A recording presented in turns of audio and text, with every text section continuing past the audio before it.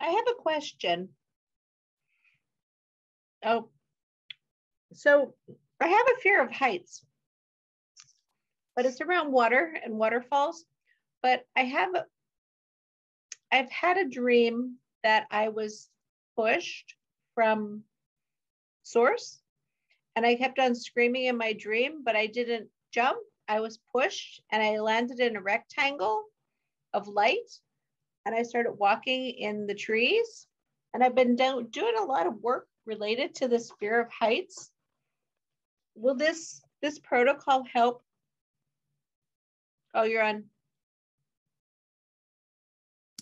That definitely will help, because right now you don't have the core of this body's. I won't go that far. Can we wait? Because that's a good question. Yes. It opens up another bit of information. Okay. Yeah. Okay. Thanks. Are we ready to come back, everyone?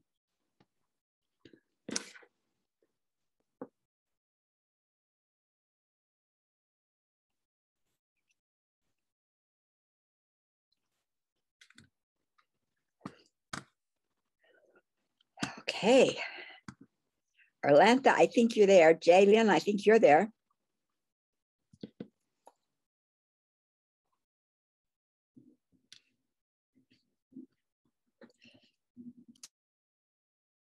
It looks like we're in Ezra territory now, huh, Arlie? Oh, there's Leaf. We got Leaf here. Leaf and Ezra. See, we've got grandbabies. Hello, Leaf. Do you mind if I ask Leaf how his first day of school went? Oh. What's your first day, Leaf? How was your first day? Thumbs up or thumbs down? Oh, good. Well, we'll talk about that later, buddy. He was nervous, but it was a thumbs up when I picked him up this afternoon. So good step. Yeah. So Audrey asked a question about her fear of heights, which I'm sure you've had it for your lifetime, right, Audrey? And will this process help her? And so I want to go back a minute to the bodysuit itself. Here we are, divine families in the galactic worlds that are diminishing. We are being sucked dry. We will die. Parasitics do that. We will die.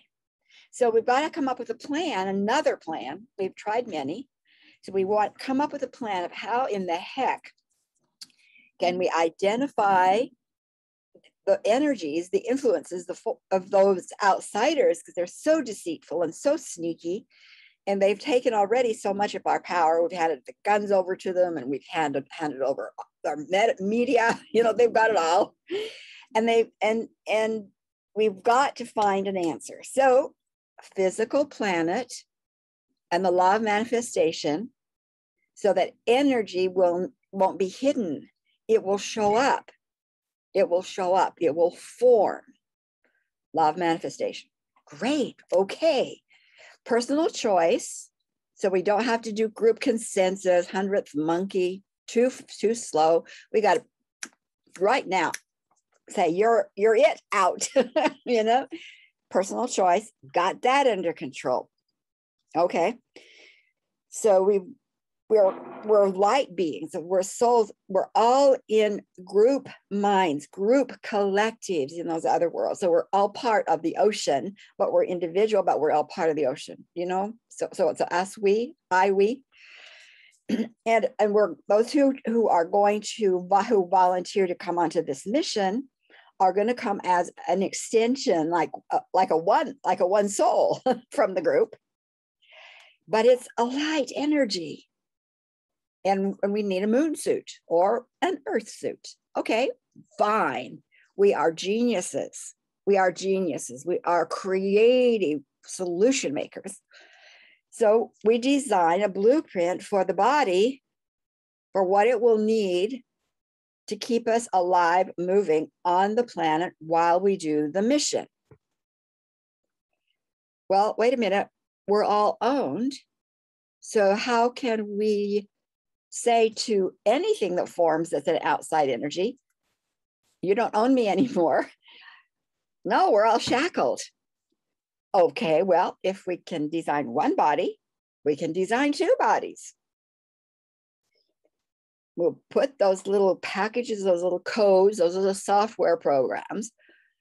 Some of the souls will put it on the dining room table, and whoever comes into the first body will carry 2 monitoring, 2 codes, 2 software programs. Okay, right into the gonads of the first body. The first body, although we designed it, it was owned by the parasitics from the beginning, 600,000 years ago, owned by the parasitics. But we knew that the path for unfoldment for that soul in a male bodysuit, he would keep himself connected to higher frequencies, keep himself connected to the heart. Don't go lower, just up here like he's off la la land. That will keep him safe. They'll be monitoring, but he's not doing anything, so they're not going to slap him around. Okay, good plan. Soul coming into the female body, the body's invisible. There's no electronic monitoring. There's no system of codes. Free. That was good until about 300,000 years ago, when the female body was discovered in one of the villages. The invader stuff began because they could use the male body. They owned the male body to look for and target and damage and overlay the female. So 300,000 years ago, they unplugged the wiring from the male heart chakra, bypassed it. So the guidance system, the contribution system of a man's heart, wired to the gonads. He would be controlled through the gonads. The gonads would be used for parasitic control, power, and voyeurism. Female body, unwired, crippled, unplugged from the power center of the Sophia solar plexus, which is the authority to say, out of here, you do not own me, out of here. So that wiring was unplugged, so she could see the difference. She could feel the off, but when she spoke, there was no authority there, and then she was overlaid. So that was your crippled body at that moment. 200,000 years ago, the body blueprint was totally replaced by the parasitics, with their blueprint of ownership, crippled DNA, crippled chakras, two DNA strands, survive the base chakra. We're going to survive. They're going to allow you to survive, and they're going to allow you to procreate. Those are the 2 strands of DNA that they allowed to remain. And that crippled, the first was a crippled body. Now you're really like in a prison body. And we've been in that prison body trying to struggle out, trying to get back to the truth, but the body, the blueprint is what it was. So when we began doing tag sessions, we would begin doing upgrades, you know, upgrade this, upgrade this, upgrade this. And so we've been rewiring, you know, kind of like slapstick, but nevertheless, we had to do something. So to have this blueprint, an entirely designed blueprint, taking in all of the corrections that have been made, there is no ownership marks, there is no contract for ownership showing, plus all the corrections. To have that kind of a blueprint for this body is going to, again, what blueprint, what do you need? Heart, what do you need? Pain in the back, what do you need? I feel alone, what do I need? You know, you've got this blueprint now vibrating to help all those other systems flush out, because we've stored things in places you would have no idea. We have an entirely new system of energy use in this body. Energy goes in, used for good. The entropy, the waste energy, it's either still has some contamination with it, but it also has light, because that's what forms. That entropy goes into a contained organic composting system. Anything that's parasitic, gone. But the rest is left to be transformed to light, not trapped in your body. No storage of toxins needed in the body. No toxins to be trapped under some kind of a parasitic, C2O. Why is it trapped? I said to my team, why is CTO trapped? They said, because it's the parasitic gland. Trap it, and that causes further damage and weakening. And I said, okay, out of that one. Out of that one. So yes, will that make a difference? Yes. What I'm finding is in a maybe the first month period, maybe 6 weeks for some, there's that transition period of, whatever it is. That's why the chic, drink water, listen to your body, eat lightly if you choose to. But what I'm sensing from those who have been there longer, been on doing this longer, it's like they're wanting to walk where they didn't think that, things that they normally would have to push themselves to do. They're just motivated to wanting to do it. Eating differently, walking differently, thinking differently. The evolutionary part of the blueprint is really important. We've been in a trapped blueprint body. We've had to push and work for almost everything we wanted to do to break free. Now we have a blueprint that is supporting evolution, door openings, etc. So I would assume yes, and I would use all the processes all that you've done before, and say you'll when it's done.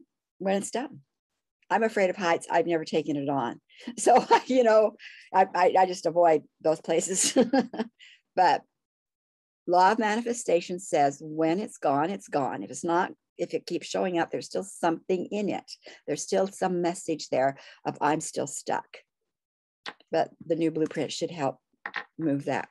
All right, thanks. And it'll help genetically too, all the women in my family. Yes. Yes. Okay. Yes. Thank you. Yes. Yeah.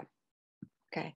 I'm adding, I'm adding some things to the ebook as support as we go along, as I learn things, and so.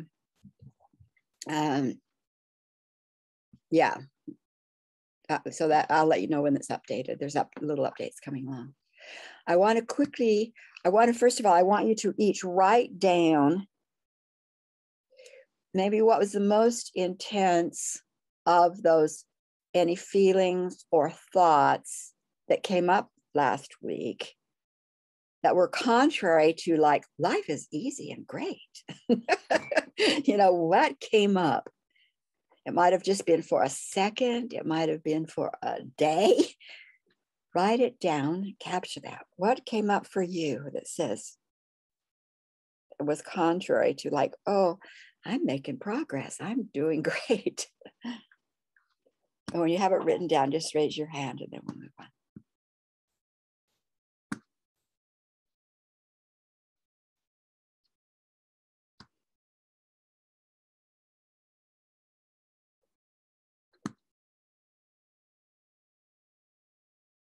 Thanks. Thanks. Good.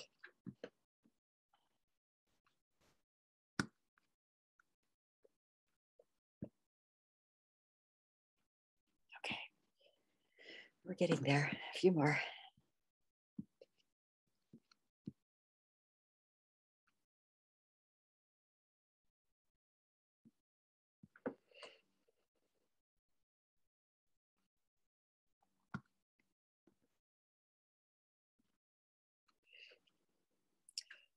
Is anyone not ready? Okay, before we go into that, I want to quickly go through the Red Rock, Guardian Circle, Hitchhiker, and Hazmat. The Red Rock Vortex was the first protection protocol that I put together. I didn't know too much. I knew that we were attracting the attention because of the tag work, that we were attracting the attention of something that didn't want us to make things light. That's about what I knew. And there was a clinic in Salt Lake City called the Red Rock Clinic, and he had an integrated clinic, a group. So he had massage, he had acupuncture, he had nutrition, he had different professionals, which then gave his clients the ability to make changes more quickly. So he was also making light happen faster. He didn't go deep like we did, but he was really being attacked. And when he came to find out from me what was going on, I could see the flashy light, red rock. It was like attack, attack, attack. So we put together the red rock first for him and his client and his clients. And it is a protocol of all the things that I'll call them prayers and declarations: white light, purple flame, pink light, love, all the things that we were using at the time that would be part of maybe the New Age movement, metaphysical movement. Because my guide said, what is going on for him? All of this energy of light, no matter what we call it, Saint Germain, all of that is what these guys feed on. So no, it doesn't make any difference for what's going on for him. A client who's out of balance, who needs to have their own energy balanced, yes, it will help. It's like holding a steady yellow so that your out of sync yellow can come into play. But if the parasitics are there causing it, they'll keep causing it because they feed on it. So red rock. So that's when I said, okay, then I didn't know about PTO. We didn't have that group. So I said, well, we need them to have a group that will keep the expansive light hidden from the outsiders. So to keep the work that was being done, not to stop doing the work, keep doing the work, but have the work invisible. So it was like the vibrations were not ever seen by the outsiders. So it has that element of invisibility without the client or the practitioner having to decide, do I need to stay low? Do I, no, it's like red rock. All of the good stuff is there to help the unbalanced become balanced. And also this grid of invisibility automatically that you don't have to worry about. And that worked really well for a time until I understood more about the outsiders, their agenda, and we needed a specific type of group who could identify their frequencies before anybody else could. And not only that, they had the authority because they are not part of our family groups. They are from another family group of another galactic collective that never did let them in. They were never deceived. So their ability to identify the frequency is pristine.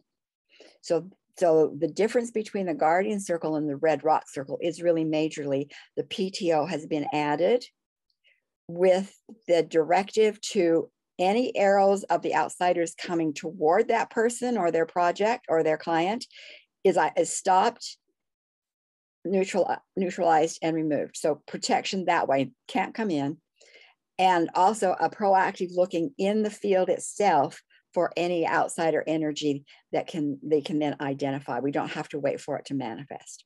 So the Red Rock Guardian, that's the difference there.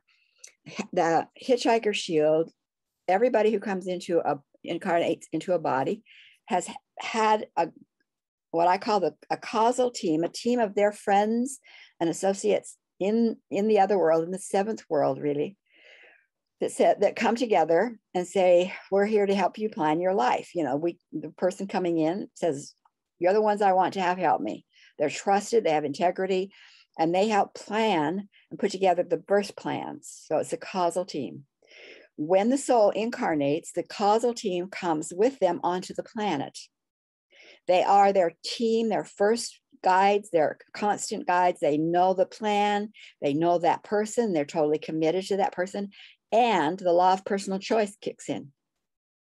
Meaning if this soul comes in and forgets that he has a causal team, forgets that there's a spiritual connection, then this causal team just goes with them trying to whisper as they go along, but never leaves. Always the causal team is there. There's others that are added for sure, but the causal team is there. So when the soul leaves the body at death, the causal team is there to take that soul in addition to family members and familiars, to wherever is the next best place for them to be. If a soul leaves the body and for whatever reason does not, well, I'm not going to go to that light because judgment. I'm not going to leave this house because I built it. Well, I can't leave because I got to take care of my little kid over here who's in pain. You see, there's a lot of reasons souls become earthbound, or we call them ghosts, and they don't make the journey to wherever's next for them, because they can, after they've done that, then they can make the choice to come back appropriately so, to visit, to help guide, etc. So these hitchhikers are ones who've passed on, their souls left their body, they have not made the journey, and so they're wandering around. Their fear, their anxiety, their tricksterness, whatever it is, coming into a person's space disrupts the person, especially if they're sensitive, adds to their depression, adds to their pain, adds to their confusion. So all the causal team needs is a permission, and then they can move their soul brother, sister on.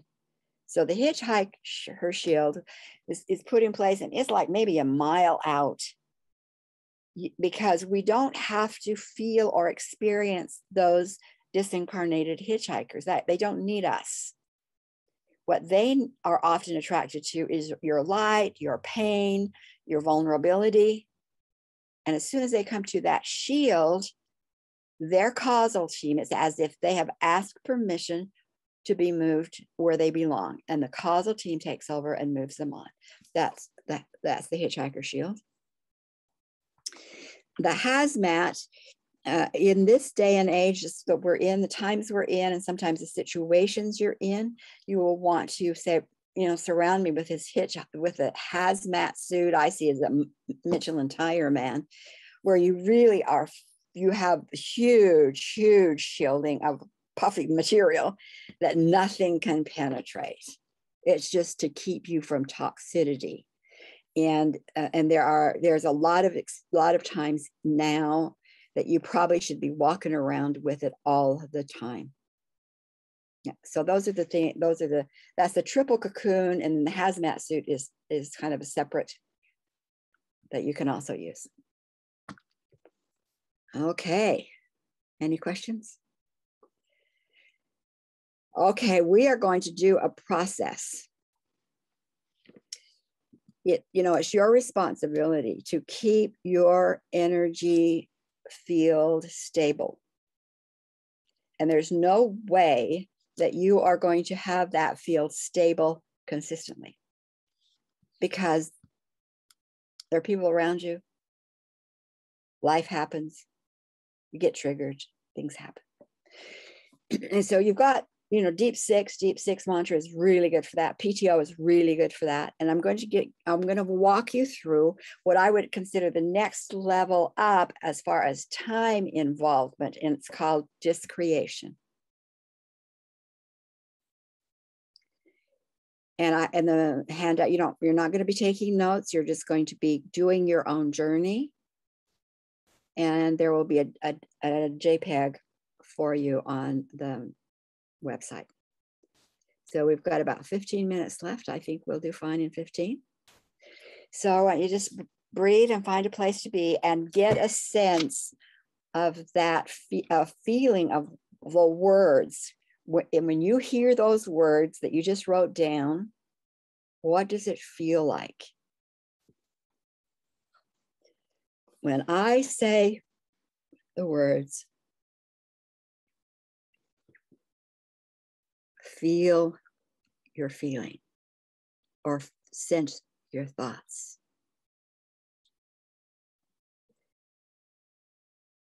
When I say, and then feel.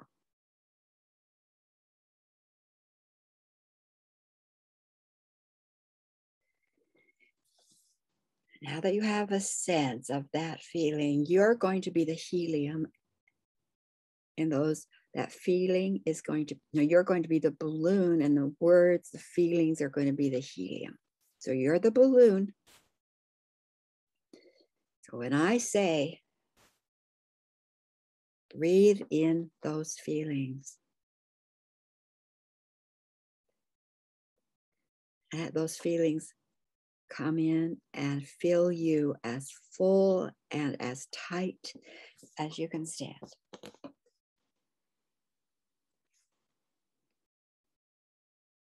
Hear the words. Breathe it in.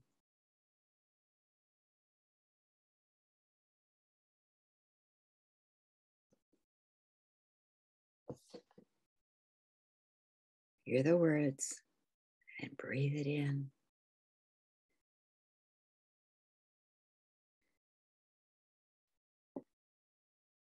And when you who are on camera have had enough of the feeling, just raise your hand. You off camera don't have to worry. Just breathe that in. Let it be as big, tight. When you've had enough, raise your hand.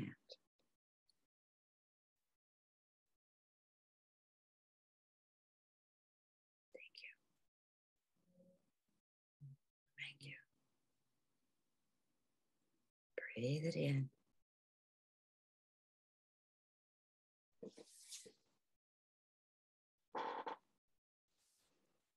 Hear the words.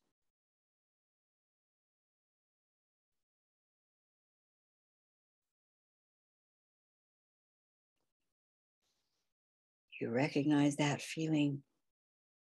You know what it is. You know how it impacts you. So I want you to reverse your breath and breathe it out. That feeling is now going to breathe it out like you're releasing the helium that's going to create the form in front of you. Breathe it out. There's the form in front of you. Do whatever you need to do to breathe it out.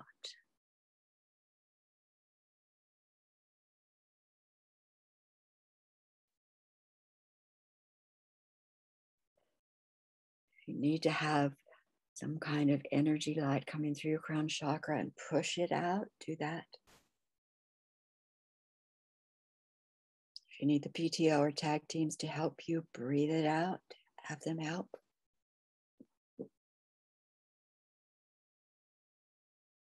You don't lose memory of what it's like, but it's in front of you now.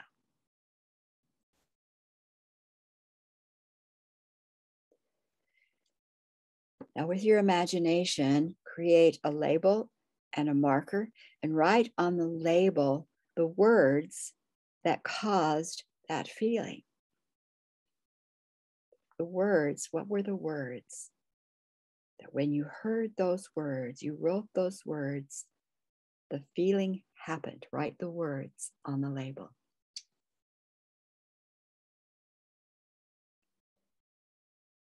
And reach out, put the label on the form in front of you.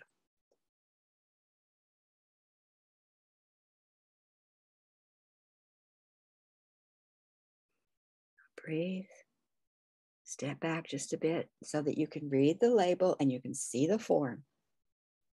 Read the words. Those words, that is the name of that feeling, of that experience. Those are the words. They cause that feeling. So now I want to ask you, have you had enough of the feeling?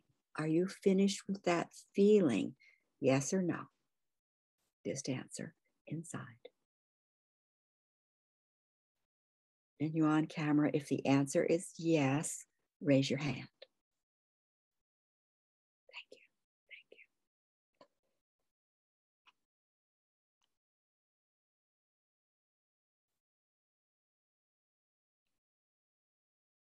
you. Read the label.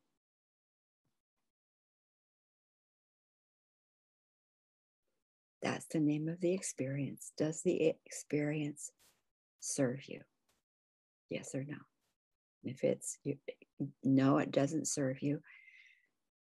And yes, I'm complete. Raise your hand.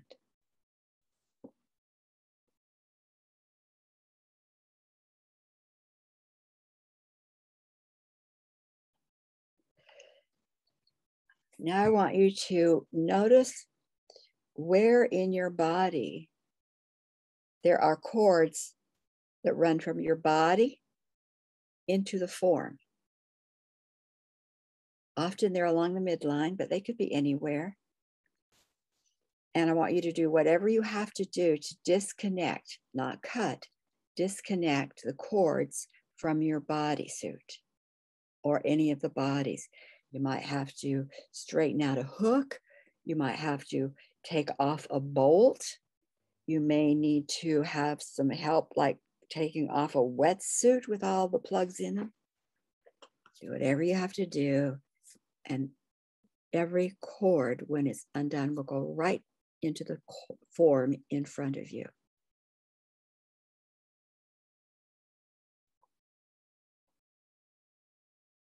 Do whatever you have to do.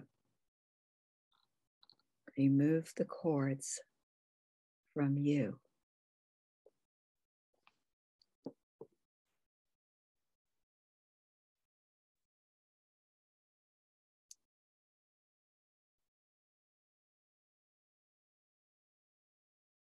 Move the cords from you, and they go right into the form.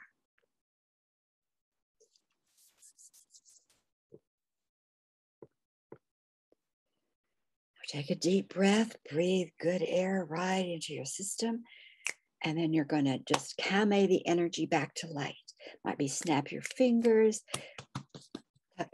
pound on your body, brush it off, release, release.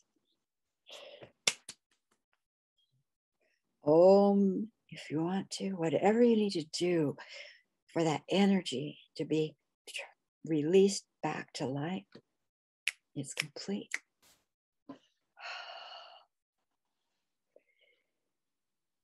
Take a breath and stop and notice what's left. Are you left with some feeling, some thought?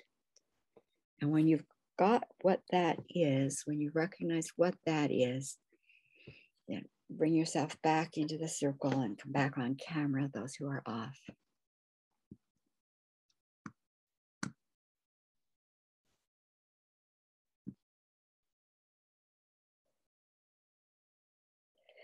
So let's go around and in a nutshell, what was that like for you and what were you left with? Can we start with you, Arlie?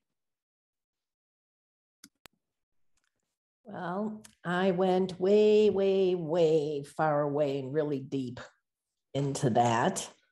And when I came back, like, am I back? That's kind of what I'm left with. So, Jalen. Arlie, what was the feeling that you started with? What was the thought and the feeling? I'm losing my mind. Oh, okay. Mm-hmm. And that felt pretty bad, pretty off, probably. Oh, yeah, I'm definitely not pleased with that. Mm-hmm. Okay, but make note of what you had, what was left. Make note of that, okay? Okay, Jaylyn. I was a little confused with the last statement of what's left, because I kind of was thinking more like residue of what's left.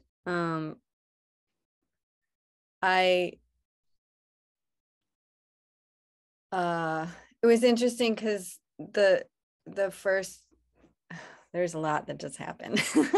The first question was, are you ready to let it go? And that was yes. But then the second question was, does this serve you?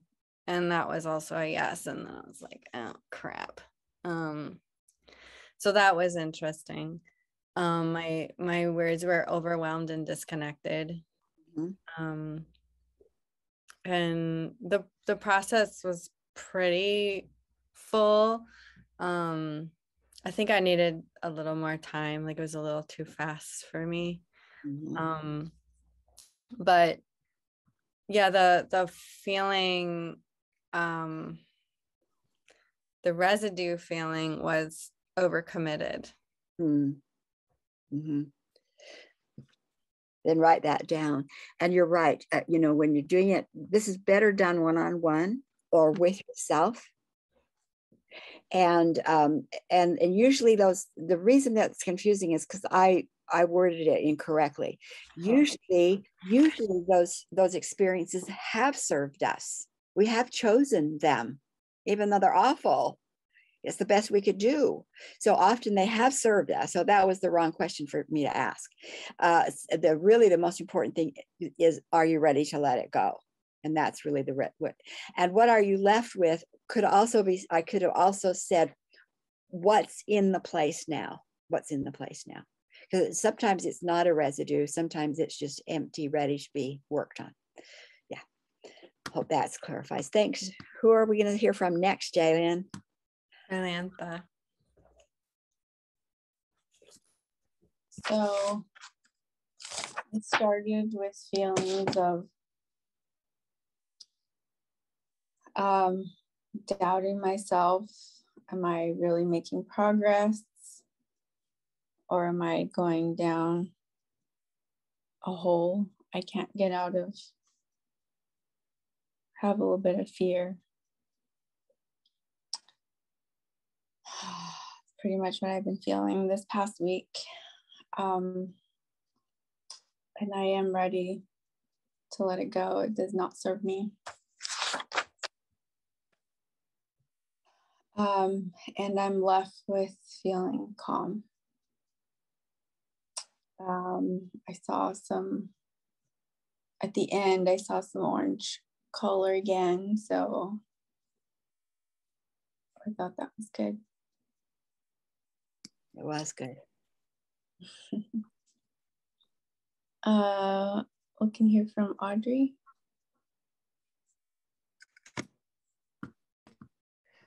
So it's all a blur. Mm-hmm. Total blur. I know when we got to the hooks and everything, I was able to do that, but everything in front of it, no clue. Yeah, absolutely. And I don't know why. I just went into a zone and just that was it. Mm-hmm. So, yeah. Did you have words before you went into the zone? You know, I said, what was like uncomfortable or contrary to I'm feeling, you know, I'm really doing well. Where was there a word or sentence that came up in relationship to that? So what came up was all related to fear of failure. The book being good enough, will it really help? Mm-hmm. That kind of thing. So I went in with that. Mm-hmm. Yeah, but everything in between that point and the hooks and like dismantling all of that, I have no clue. But do you see that when you are feeling, a suggestion, when you are feeling like, I don't know if this is going to do, you know, my fear, will this work, what comes as a reaction to that is I shut off. Blank. Yeah. So that's what it is, blank. So do you need blank anymore? Is that what you want anymore? And that's what you were unhooking, is blank. You see? Makes perfect sense. Yeah. Yeah. Yes. And so was it when you breathed, and was there anything that you felt like was there now present, landed? What was the sense or feeling? Calm. Okay. Very calm. Yeah. And that's pretty common. That's where you want to land. But sometimes you might have to go through 1 or 2 or 3 just creations. They're very quickly. I mean, we did it. We're going to 15, 20 minutes, and we've done it, and we're doing feedback. That's how quickly this little process can be, you see? So that's why you go through the process. Where do you land? What's left, or what's showing up now? Okay, then do that. Take that one through. And then where do you land? And you want to get to a place of, I'm just calm. I'm just a void. It's just empty. good. That means you got a slate to put your new story on. Okay. Makes sense. So that's an Thank you. interest. I've never had a feeling, where the feeling is like blank, but you're right. That's what happened. I mean, that was the reaction. Yeah. Okay. Diana, I guess we're off to you. Yeah, so the feelings that I kind of started with were like of being overwhelmed, being controlled, and then shut down, and I don't have a lot to say about, kind of where, it definitely didn't serve me. It was, but I think where I left off and kind of was kind of just this sense of like, gosh, and I feel emotional about it. Just how I have participated in that narrative, and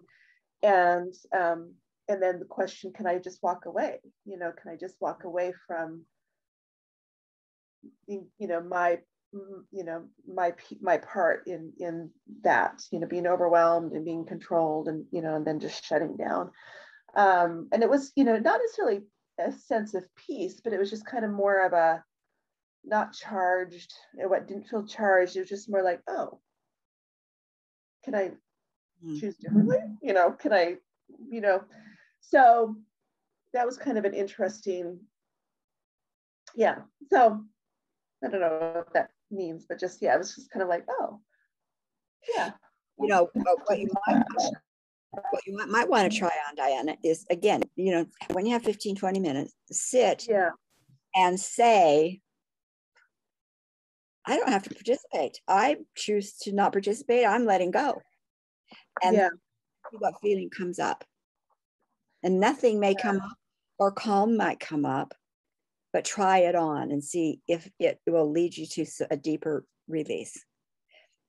Yeah, it seems like a simple thing, but just with everything that's going on right now, it's like, that, might seem like, oh no, you have to participate. You have to, engage in this, and you have to do that. And I think that's great, because it's also like how, not just necessarily do I, but how do I, and just kind of, it was just kind of like,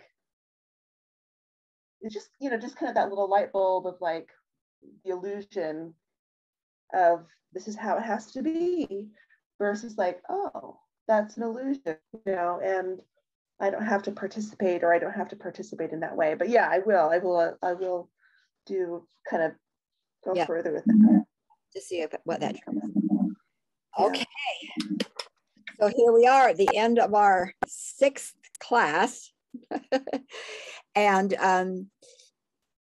those that, not everybody, not all of the students were ready or wanting to take on practice clients, which is totally fine. But I suggest that if you want to have, if you do want to have a practice, who in your world could you practice on? Certainly act in behalf of yourself. But you could also say, I'm ready to practice. Team, who could use my practice? And then it might be that you could reach out and say, this is what I'm doing. Is that okay with you? And it might, with TAG, you can activate independent, because the choice has already been made, and the team, their healing team, their higher self will do the download when it's appropriate for them.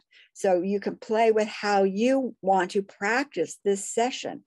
Someone asked me, can we practice in groups, on groups? And I would say, yes. Yes, but again, work with your team. How do you hear them? Where can you activate the download? And then watch for maybe opportunities, at least for this week. Okay. Sharon, Yes. I got the hit that this can definitely be done in mass, okay, in mass. but the problem comes in with doing mass aftercare. So I figured out how I would do mass downloads, but I haven't figured out how to do mass aftercare, which my first client obviously needed. I mean, that was a big hint that you don't just dump this on people and say, there you go, honey, now clean it all up, put it away. Well, yeah, and what you have to realize, it's like when you activate Tag and Transform, which is brings the tag healers in and gives them permission to start doing this with people who've not asked you consciously, but you're connected to them and you know something's triggered for them. That process is applied according to a timeline that works for them. So people that you're working directly with, this might take a month or 6 weeks or less, and they have aftercare, and they've got they're consciously participating. Oh, I see. Collapsed, but that's not the case. We can, you could do it in a group because their team, each of them individually. So, you activate it, and then maybe like 4 months later, they go like, man, I'm thinking differently. The aftercare, we're consciously working with women, mainly women, but men too, who are saying, yes, they're conscious of it.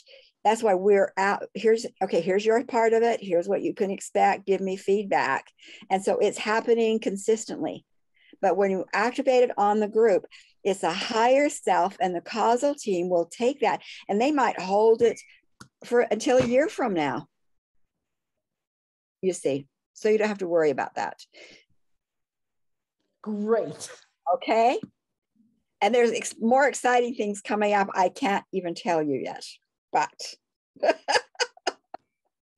yeah, this is huge, but wait till you hear the not next week. We're not going to unfold it that quickly. Okay. Anything you want to say before we leave, before we close the circle? Because I'll close the circle in just a minute. Any questions, feedback? Okay. So let's just close the circle by affirming that all the energy that we have begun within this circle in behalf of ourselves and those we love is also activated on those who we placed in the circle according to their higher self, their causal teams for their highest good. And we send this energy out into the world, into every aspect of the living web of our earth experience. And with that release and blessing, we close the circle until we meet next Wednesday. And so it is. Okay, unmute yourself, give hugs, all the stuff we could. Thank you, Sharon, as always. Thank you, everybody. Thank you. Bye. Thank you. Bye. Bye, loves. Bye-bye.